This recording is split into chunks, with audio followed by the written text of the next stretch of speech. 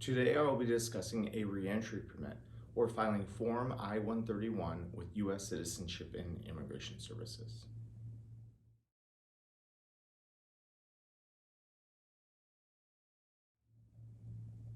If you haven't been to our channel before, my name is Jeremy Richards and I am a U.S. immigration lawyer with the law offices of Richards and Jurusik, where we dedicate our practice to U.S. immigration.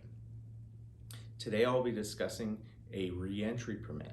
A reentry permit is used by U.S. permanent residents who have a need to be outside of the United States for 1 year or more.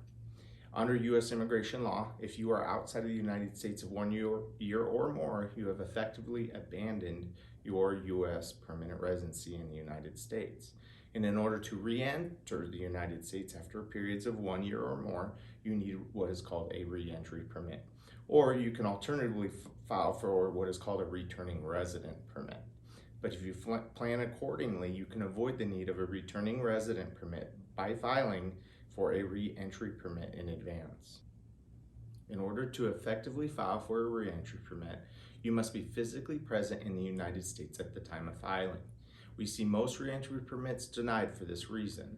The foreign national will apply for a re-entry permit and then leave the United States, or they will apply from the re-entry permit from outside of the United States.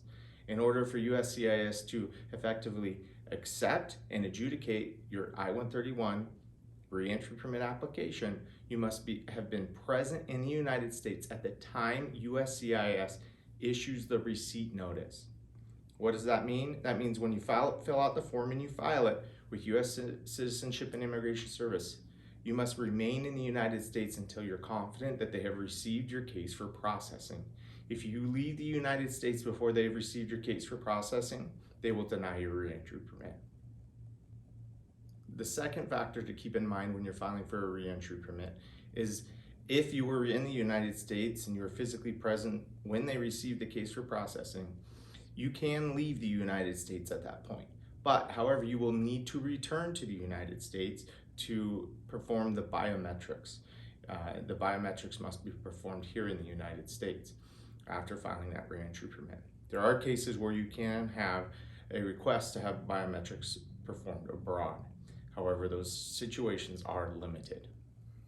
Once you have filed the re-entry permit effectively, USCIS can deliver the re-entry permit either to an address here in the United States or to a U.S. consulate or embassy abroad, and you can pick it up there if your plans are to be outside of the United States after effectively filing for that re-entry permit and performing your biometrics.